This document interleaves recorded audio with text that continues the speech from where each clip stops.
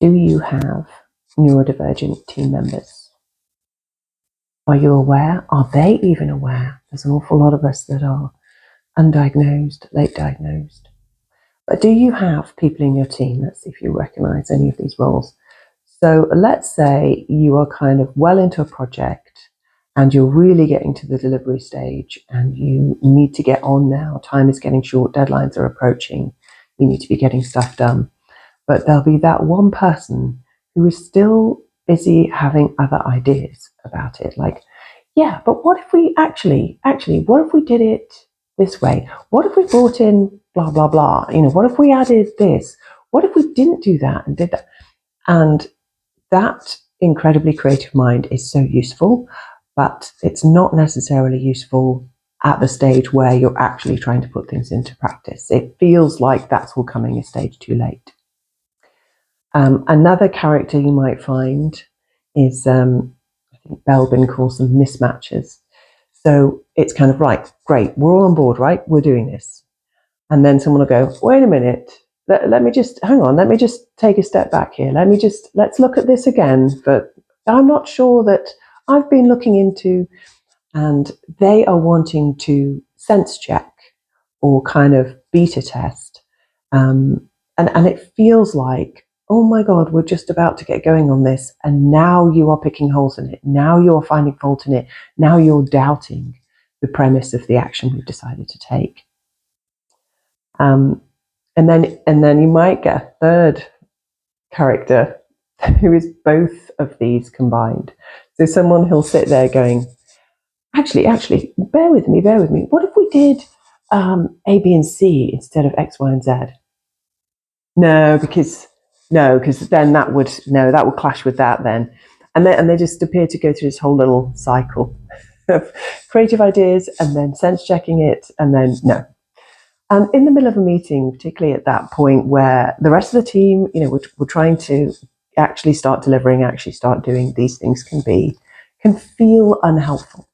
But rest assured that you have a massive and really useful asset there in your team with these people.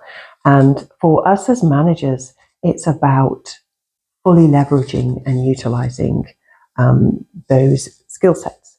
So for instance, for people like that who they're not kind of going along with the flow, they're stopping and having ideas or stopping and sense checking, it's really useful to have this ongoing conversation with them at appraisals or just in general to kind of pre-frame, I see what a great innovator you are. I see what a great natural sense checker and beta tester you are. At certain points in meetings, we'll need to just go ahead and make a decision, and that's my job as a manager to do that. So at that point, I want you to feel that if you've got any additional contribution to make, any other concerns, that at that point you're okay to write those down for me and submit them to me. And actually mean that, right? So that person doesn't feel shut down in the meeting and you're still able to capture feedback. Because a lot of it's great. A lot of the time, they are coming up with amazing ideas that actually would be really great at the right time. Or they're coming up with amazing observations, which if you had rolled out that product without that person catching that fault, it could have cost you thousands, or it could have cost you loads of time, or even your business's reputation. So make sure that you capture all that and extend that pre-frame to the team in general.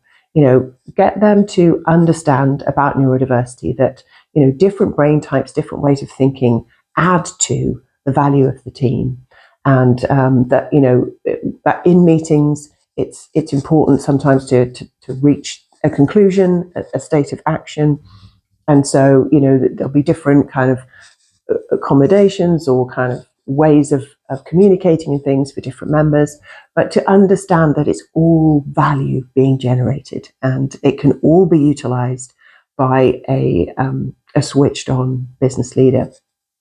So definitely pre-frame that. Another sort of idea for kind of managing and inspiring neurodivergence better is to pre-frame, and when you collect these ideas, actually you collect them, because 9 times out of 10 we neurodivergents will have all these ideas or notice all these amazing features or potential pitfalls, and then we won't do anything about it because we have an executive functioning deficit sometimes. So you collect these ideas so that then that's value that you can do something with. And you may choose to develop one of these ideas with someone in your business who's much more of an implementer. So make sure that you collect these assets in your business for later development. And then in terms of actually utilizing the ideas and inspiring and motivating your neurodivergent staff, loop them in when you are developing a concept. Now, the point is here, it might be a concept that's nothing to do with their role. But if you want to run a business efficiently, it's not about roles, it's about skill sets in your business and fully utilizing them. So they may have nothing to do with the project that you're developing over in another area of the business, but it's worth running it by them anyway, because it could be their special interest. They're fascinated by these things, and they may well, again, create more ideas around it. They may sense check it and beta test it for you. And by doing this, you are hugely motivating that person, because often we neurodivergents, we do get bored, and we do like to have variety in our jobs. And also, we are often shut down. We are often treated like the awkward squad.